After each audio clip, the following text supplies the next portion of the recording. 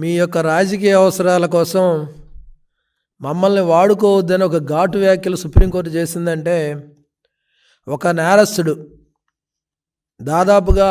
16 నెలలు జైల్లో ఉండొచ్చిన వ్యక్తి, దాదాపుగా 30 కేసులు పైగా ఛార్జ్షీట్లో ఉన్నటువంటి వ్యక్తి, ఈ రాష్ట్రంలో ప్రజలు ఒక్క ఛాన్స్ పేరు మీద వస్తే ఆయనకు ఒక్క ఛాన్స్ ఇచ్చిన తర్వాత ఏమైందో చూసినటువంటి ప్రజలు ఈరోజు జగన్మోహన్ రెడ్డి సుప్రీంకోర్టు మెట్లెక్కి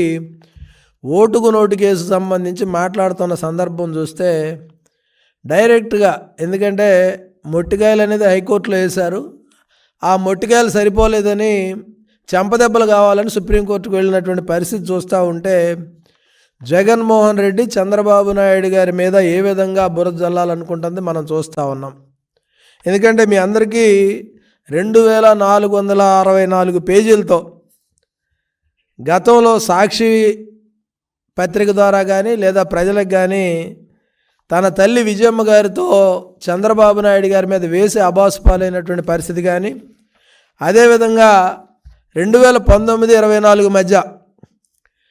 12 పైగా కేసులు పెట్టి ఆయన్ని వేధించినటువంటి పరిస్థితి కానీ, 15 సభా సంఘాలు, 3 మంత్రివర్గ సంఘాలు, 4 న్యాయ విచారణలు, ఒక సిబిసిఐడి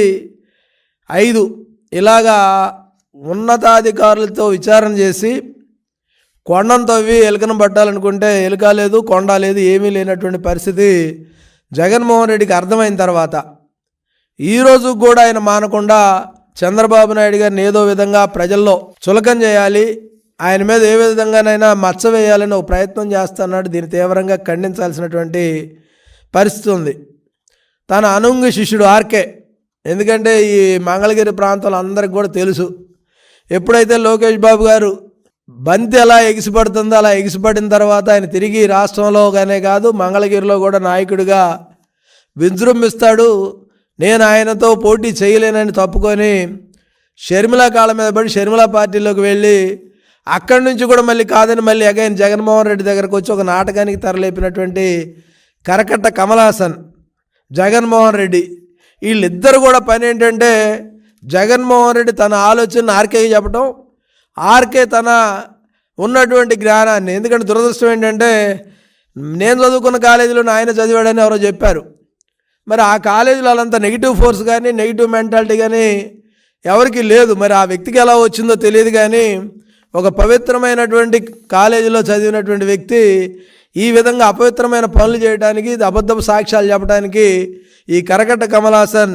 జగన్మోహన్ రెడ్డికి ఉన్నటువంటి తన ఆలోచనని ప్రజలందరికీ పంచుతూ ఉన్న పరిస్థితి చూస్తూ ఉన్నాం. ఎందుకంటే ఓటుకు నోటు కేసులో హైకోర్టు చాలా క్లియర్గా చెప్పింది, చెప్పిన తర్వాత చాలదన్నట్టు సుప్రీంకోర్టుకు వెళ్ళి సుప్రీంకోర్టులో చెప్తే వాళ్ళు కూడా చీవాట్లు పెట్టిన పరిస్థితి చూస్తూ ఉంటే,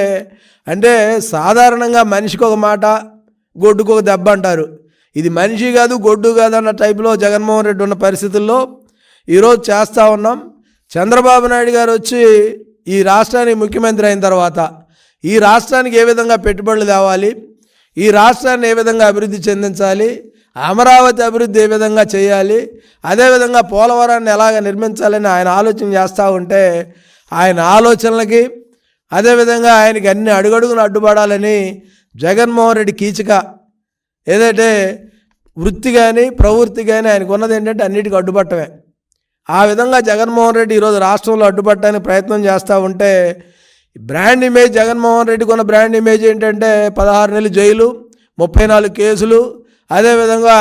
ఏదైతే ఈడీ అటాచ్మెంట్స్కి సంబంధించినవి, దాంతోపాటుగా చెల్లికి కూడా ఆస్తులు పంచకుండా కుటుంబ వ్యవహారాల్లో ఏ విధంగా చేస్తాడనేది మనం చూసాం. కానీ ఈరోజు జగన్మోహన్ రెడ్డి అవన్నీ జనాలు మర్చిపోవాలంటే ఇప్పుడు ఉన్నటువంటి ముఖ్యమంత్రి చంద్రబాబు నాయుడు గారి మీద మచ్చ వేయాలి. ఆ మచ్చ వేయాలంటే ఏమీ లేవు, ఎందుకంటే 2000 పేజీలు పైగా 2464 పేజీల్లో చంద్రబాబు నాయుడు గారి అవినీతి ఉందని చెప్పే ప్రయత్నం చేసి అబాసు పాలేయటమే కాకుండా కమిటీలు వేసి, ఎందుకంటే వాళ్ళ నాన్న కాలంలో కూడా చంద్రబాబు నాయుడు గారి మీద కేసులు వేశారు. అదే కాకుండా మన చంద్రబాబు నాయుడు గారిని 54 రోజులు జైల్లో పెట్టినటువంటి పరిస్థితుల్లో గవర్నర్ అనుమతి లేదు. ఎందుకంటే ఒక మాజీ ముఖ్యమంత్రిని ప్రాసిక్యూట్ చేయాలన్నా, ఒక మాజీ ముఖ్యమంత్రిని జైలు పంపాలన్నా కనీసమైనటువంటి మినిమం తీసుకోకుండా తనకు అధికారం ఉంది, ఏదైనా చేయగలదని జగన్మోహన్ రెడ్డి చేసినటువంటి ప్రయత్నం మనందరం చూసాం. ఆయన 54 రోజులు జైల్లో ఉండి ఆయనకి 54 రోజులు కొంచెం చంద్రబాబు నాయుడు గారికి ఆరోగ్యపరంగా ఇబ్బంది అయినప్పటికీ ఆయన లోపల పెట్టి పెద్ద తప్పు చేయటం వల్ల ఈరోజు 164 సీట్లు వచ్చినాయనే విషయం జగన్మోహన్ రెడ్డి అర్థం చేసుకోవాలి. దాంతోపాటు ఆర్కేకి కానీ జగన్మోహన్ రెడ్డికి కానీ ఈ కోర్టులకు కానీ లేదంటే వీళ్ళకి కనీసం కోర్టు మెట్లు ఎక్కే అర్హత లేకుండా ఒక నేరస్తుడు ఇంకో నేరం గురించో లేకపోతే నేరం జరిగిందని అపోహలు కల్పించే విధంగా చేసేదాన్ని ఆ నేరస్తుడికి అసలు అవకాశం ఇవ్వకూడదు.